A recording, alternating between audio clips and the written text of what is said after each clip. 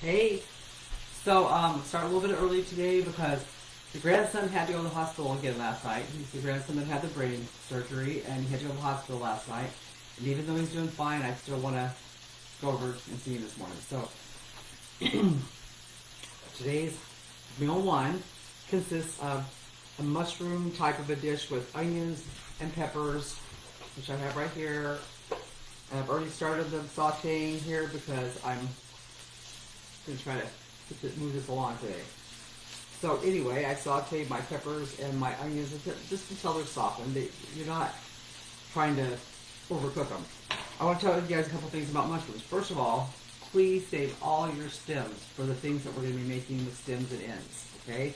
Save them. Put them in your bag. I have 3 bags of this. And in my crock pot right now, I have a whole crock pot full of my own veggie juice. So veggie broth that I made out of these because I have so many. But keep saving them, guys. We're going to be using this stuff, so don't be throwing it away. Anything that's a stem pretty much can be saved. Put them in the freezer and hang on to them. Okay, so do you guys know how to clean mushrooms? That was my second question. And just in case you don't, take a paper towel, because you don't want to get mushrooms any wetter than you have to because, forgot the stem.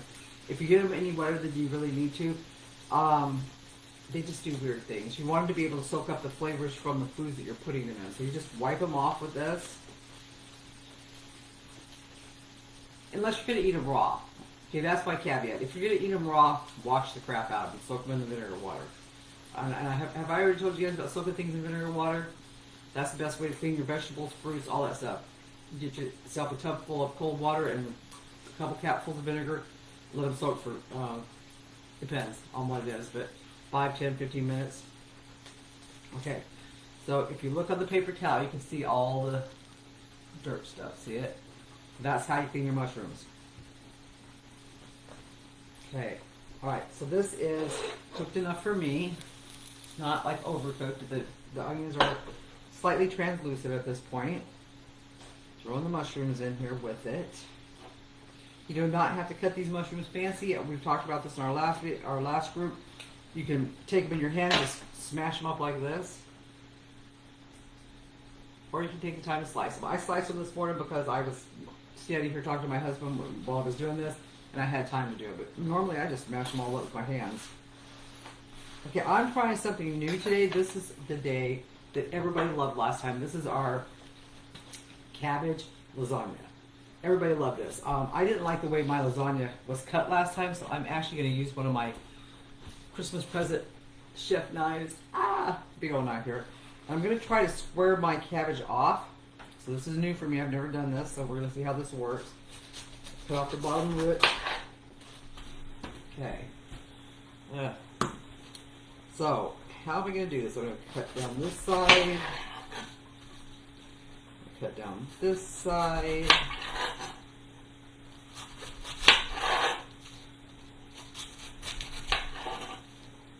Okay, does that look like a square, kind of? Alright. We're going to see how this goes. So I'm going to slice it into what I consider would be wide slices like lasagna. And yes, I know it's going to fall apart. That's alright. So I'm going to cut it into 3s, I think.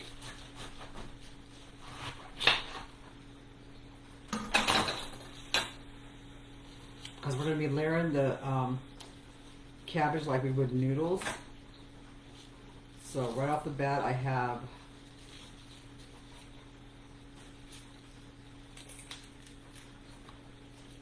some nice little layers there. Okay, this might be working. This might be a good thing. Okay, and I have these. Just put them where I need to. Ooh, look at some nice wide noodle looking things. Yay, it worked. So just, you know, you don't have to do it that way. Of course you don't. But it worked. So that's cool. Cool to know. There's just some nice wide layers. Alright. So I have a whole stack of these like noodle layers, right? That's what I was going for. And well, there's still some wide ones here, so let me take some more of these. I don't know how many I'm going to need, so I'm making mine in a bigger pan this time because this stuff gets better each day. This is the kind of stuff that the leftovers are almost better than the first day, and everybody loved this. Here in my house, oh my God, they would have ate this every day for days.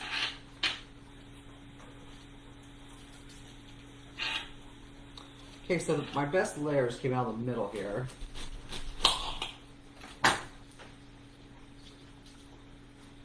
So I'm just picking out the widest looking ones to use as my lasagna noodles. And the rest of this cabbage will get used for something else. Of course, nothing gets wasted in our house. Alright, I like that a lot. Why is this not cooking faster? Hello? Oh, what happened here?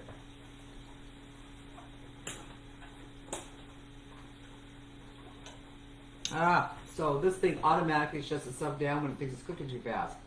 Interesting, good to know. Okay, since you guys already see how to do this, I'm going to move on because I don't want this to take all day here. Then I'm just going to, this is my meal one stuff. I'm just going to pour it into this bowl. And I'll finish cooking it right before I eat it. And in case you're wondering, I get my greens and things already ready every morning. My pan's full of greens, whoops, and my avocados. I eat 2 avocados a day. They're both in there, and my whole lemon's in there for the day. So my greens are always ready. I've always got those ready, chopped and ready. And I have so much stuff here in my way. See, I missed my sous chef already. What do I need for this? I need to get this out of the way is what I need. So I'm gonna have to put it way over here.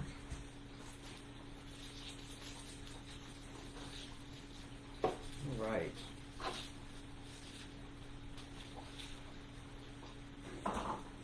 If you guys are lucky, you don't get to see the whole kitchen because it is a mess, a royal mess.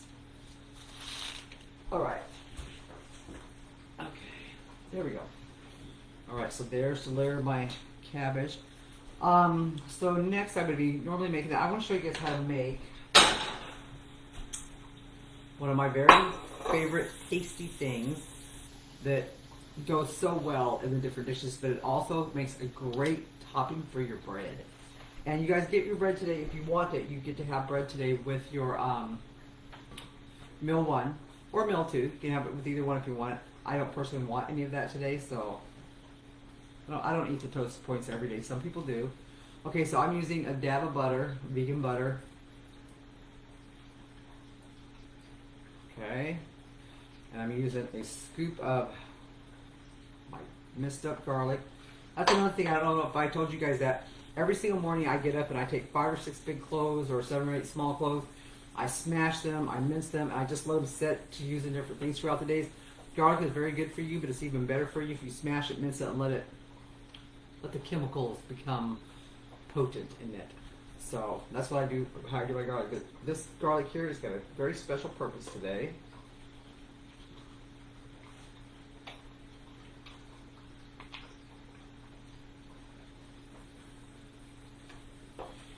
Put a little bit more of my vegan butter in there because this is getting mixed with the pea base. And it is so good, you guys, when you do this. It is so good. But especially in this particular dish. So you're just going to warm this up. You're not cooking it because you don't have to cook it. You're just warming it up. You're melting the butter, slightly cooking the garlic, not a lot because it's going to cook in the oven. And it says on your menu, I believe it says that this has to cook for 45 minutes. So that may not be enough time. A lot of people said that they needed to cook theirs more because the cabbage was too tough. So like my cabbage is really soft. I don't know if it's because I've had it for a week or what, but I'm still going to cook it for 45 minutes. If it doesn't seem like the cabbage is cooked enough, you should be able to easily stick your fork through it. If it doesn't seem like it's cooked enough, just shove it back in the oven for another 10 or 15 minutes. After you take it out of the oven, let it sit for a few minutes because it's better if it sits for a little bit. Okay, that's done. It smells so garlicky and buttery and just yummy. Let's set that on. Oh, it's hot. Okay.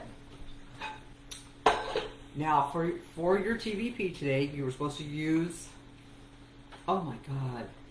That smells so good. Use your Italian spices, whatever you've got. A little paprika, a little garlic powder, onion powder, rosemary, thyme, sage. What did I put in there? I don't know. But anyway, all your Italian seasonings. So, put that in your pan. I don't think I need all this. If I do, I can look at it. And for all of you who hate TVP, there's a few of you that have been telling me that. This is amazing, especially in a dish like this. Just saying, that's an option. Okay. Rosemary, I got rosemary, I just saw it. Chives. Okay. So again, this does not want to heat up. A little bit of tomato paste. I'm using some leftover tomato paste that I have here.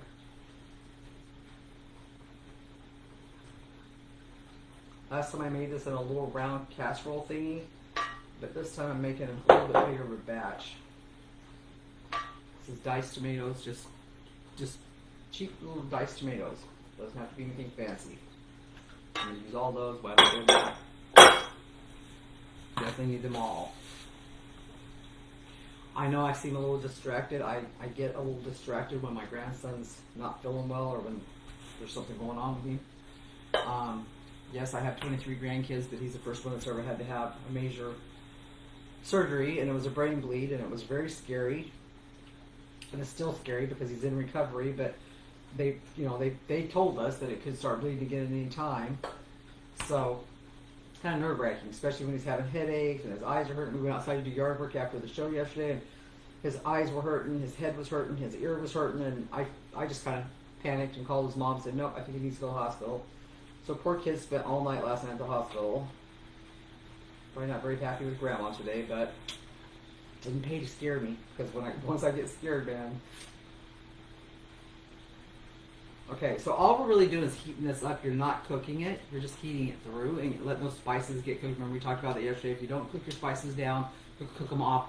You know how they talk about cooking alcohol off? You have to do the same thing with spices. So I've got a bread dish. I thought it was pretty because it was glass. You can see the layers. I'm going to go ahead and put a layer of my cabbage noodles on the bottom. I love how square these came out. This is perfect. You guys probably already figured that out. I don't know. But anyway. So I got me a little layer down there. And I think I'm going to need probably more of my cream cheese. So, more of my pea base. So I'm going to put a little bit more in here with this and stir it in so it can get flavored up. Since I'm making a bigger batch, I can always make more pea base, right?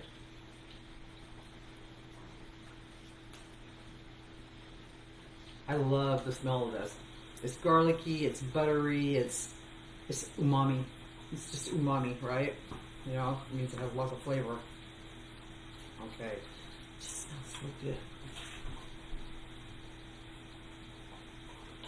I do not know why this thing is kicking itself off. Alright. That smells so good. It smells heavy of rosemary and sage. That's the two smells I smell the most of, but I mean I can smell the Italian smell of it, but I really smell rosemary and sage, so I might have overdid those, but it's okay, it's flavors I like. I just realized I think I want this a little bit thicker. Just so nothing bleeds through here.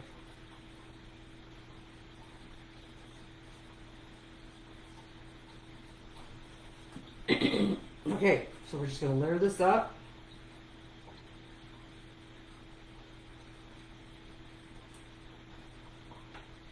Just like you would lasagna. And if you don't have enough, which I might not, put in the rest of it. And as far as how much TVP to use, it depends on how big of a batch you're making. So, what do we have written on the thingy?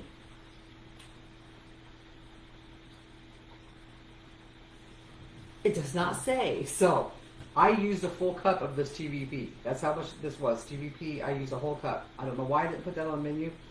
I know my menu writing is not the best, but you guys have got it so much better than the last group had it, because it's not like I'm a pro at this, okay? So I'm getting better. I know that week two's menu is way better because I really tried to dive into that a little bit more. When you get your handout, did you guys know you get a handout at the end of this? You get a little, I guess you could call it an ebook. It's about 60 or 70 pages. And it's going to have 4 weeks worth of the menus. 2 of them will be the 2 that you do in here, and 2 of them will be totally unexpected new stuff. So I know that those menus are done way better. And I will make sure that week 1 is filled in better. I promise.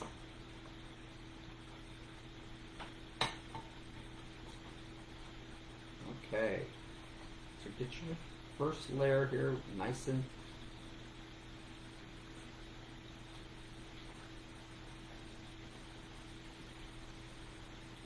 alright. Put a little bit of your pea base on there. I just drop this in like little lumps on here. I don't try to smooth this all out because if you think about lasagna, the ricotta is just kind of tossed in there in little spots. Or at least that's the way I would make it.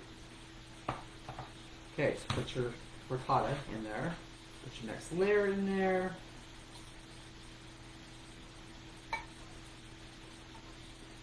So I drink decaf coffee under most circumstances, and lately we've been mixing decaf with a little bit of regular coffee, a little bit of caffeinated coffee, because we need a little extra oomph because we haven't been sleeping very well, and it gives me the shakes. It's like my body is so not used to caffeine, so back to decaf for me. My body just does not like caffeine.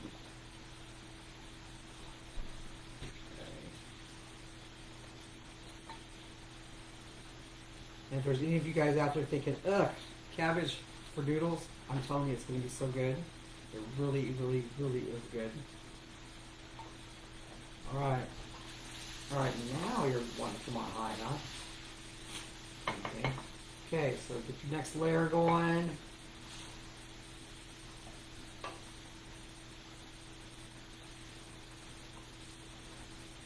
Smooth it all out.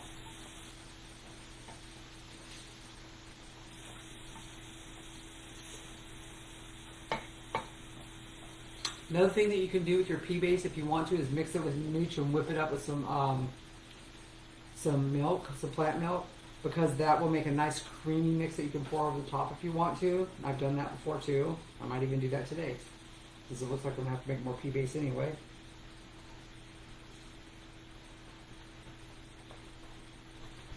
Alrighty. We're going right along here. Moving right along. I hope you guys love this as much as our first group did. They really, really loved this. I know that I was looking forward to this day because I love it.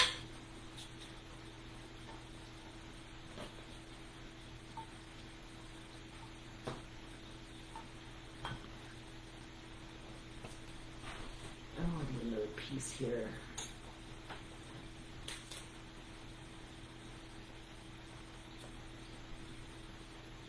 Okay.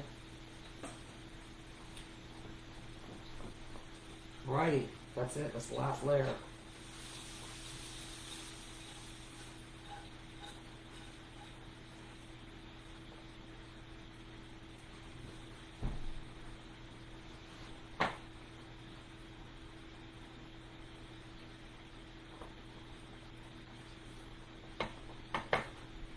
Last layer of that. Last bit of this.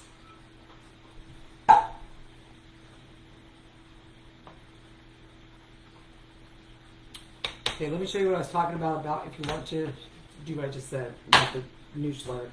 So take some pea base. This looks like about 2/3 of a cup here. Take some nooch, nutritional yeast.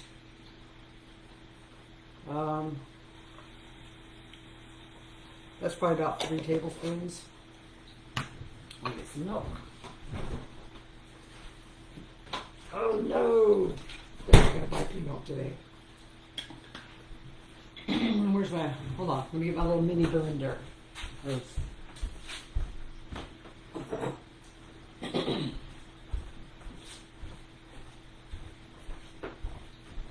Okay. And we're going to this up nice and blended. I love this thing. One of the best investments I've ever got. I love it. It's supposed to be one of those things that whisks up the milk for your coffee, but man, it comes in so handy for all the sauces and stuff. Especially like the ranch. The ranch, the mayonnaise, the sour cream, all that stuff.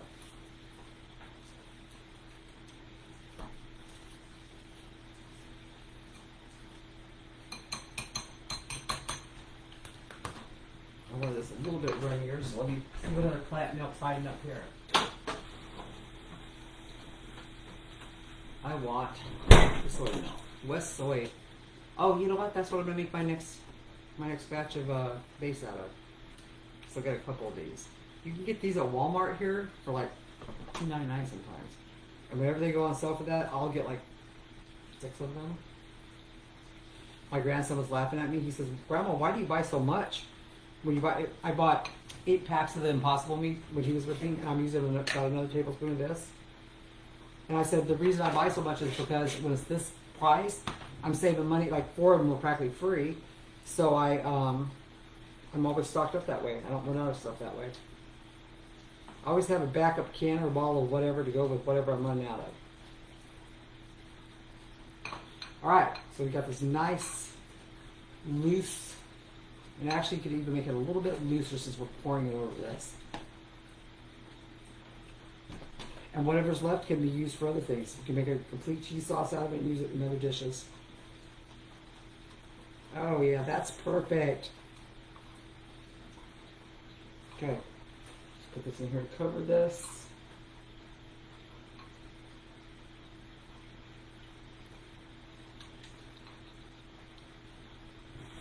Oh, this looks going to be yummy. I can tell already.